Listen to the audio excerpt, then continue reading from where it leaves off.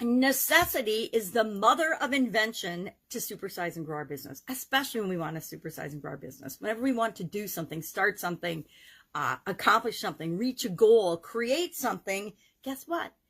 We have to invent it. Everything we see, everything we use, everything around us is someone else's idea or invention, right? Everything that makes our lives work is someone's invention. I am appearing as Pajama Grandma today, which was an invention. It was a necessity for me to invent Pajama Grandma. And I'll tell you that story in a minute. Where and how long has this particular idiom or proverb been with us? Of course, since ancient Greeks, when Plato discussed it in his Republic, not in English, of course. It wasn't until 1894 that it was translated into English by Jowett or somebody by that name. I don't remember his name. And then, of course, Frank Zappa in 1964 used it in a song and then exploded. Necessity is definitely the mother of invention. And if you really need something, all it means is that if you really need a solution to a problem, or if you really need something, the more urgently, the more necessarily a solution is, the more critical it is that you find a solution, the more creative you'll become, the more likely you are to actually figure it out, believe it or not. I think of procrastination, and we can procrastinate and procrastinate and procrastinate, but when that deadline comes due, guess what? All of a sudden we find the energy to get the task at hand done, to get the report done, to get the school project done, to get the work project done, whatever it is, the at-home honey-do list project, whatever it might be. So I actually love this expression, this idiom. And I would say about Pajama Grandma, when I first came to the online world from the offline world, in the offline world, I didn't have a whole lot of problem just, showing up and being myself and doing things my own way. I'd had my own businesses for, 3 or 4 decades by then, closer to 4 than 3, admittedly. But, and I didn't have a problem with that. But when I came online, I felt like a newbie. Why? Because I was a newbie and I didn't really feel confident in all the things that I was doing. I was learning a lot of things. I had a lot of skills, but I was nervous and scared to apply them. And one of those was, of course, doing live video. I don't know why, but for the vast majority of us human beings, the thought of showing up on video, on camera, is terrifying.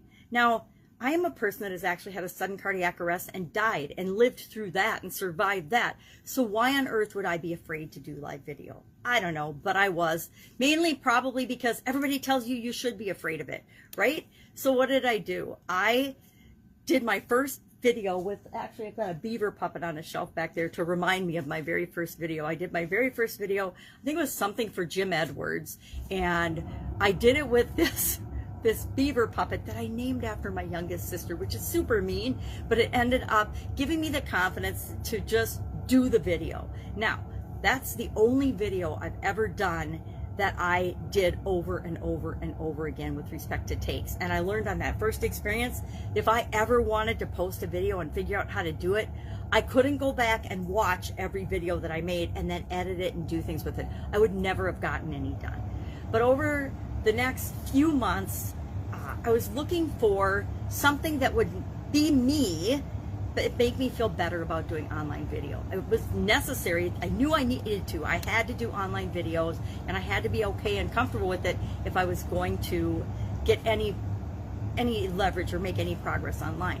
So I realized that I was in my pajamas like the better part of the day. Not like when I used to have to go to the shop every day. I used to call my Italian food manufacturing business the shop. I don't know why I liked calling it the shop. And so when I'd go to the shop every day, of course I had to get up, get dressed, and actually drive there and go to the manufacturing facility every day. And once I didn't have to do that anymore after my divorce, I wanted to do things online. And I realized that there would be days where I was in my pajamas all day. And so I had become a grandma during that time period, and I thought, heck, I'm just the Pajama Grandma. Now with the election and things, I'm not sure I want to say how much time I spend in my pajamas or in my basement, but that is another story altogether. But I decided that I would be the Pajama Grandma, and I would let that part of my persona come out.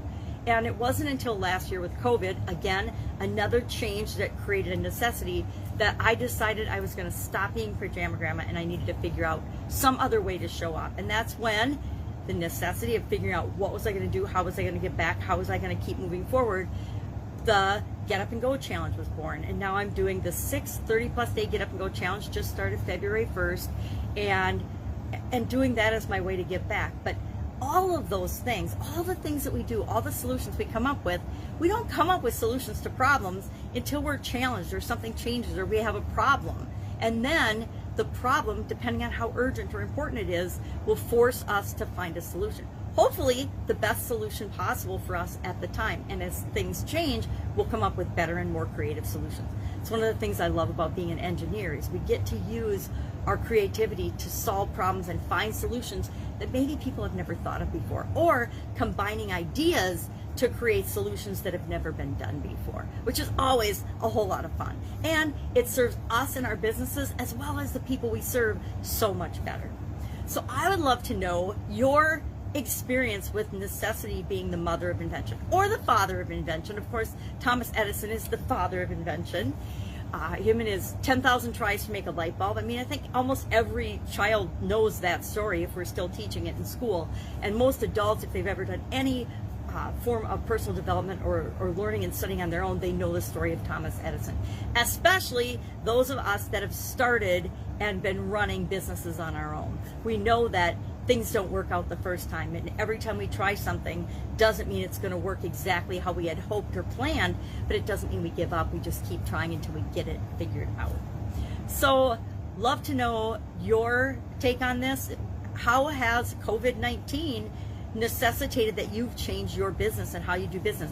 Every single business owner I work with, every single business owner I talk to has had to make massive changes in how they operate their business if they're still open, how they're preparing to open when they are allowed to open, or how they have substituted doing things from the offline world to the online world, or from just in their remote location to serving customers in many different ways. Online orders, phone ordering, pickup and delivery, all kinds of things that they've been talking about wanting to do for years and they just hadn't gotten around to. But necessity made it essential that they did that in 2020 if they want to stay in business. Now, over 100,000 restaurants alone have gone out of business in 2020 and into 2021 and closed permanently due to the COVID pandemic. But those aren't the people that remembered necessity as the mother of invention, or they would still be in business.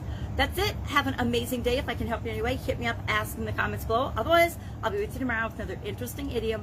What does it mean? Where does it come from? And how might you use it in your business right now? Take care. Bye.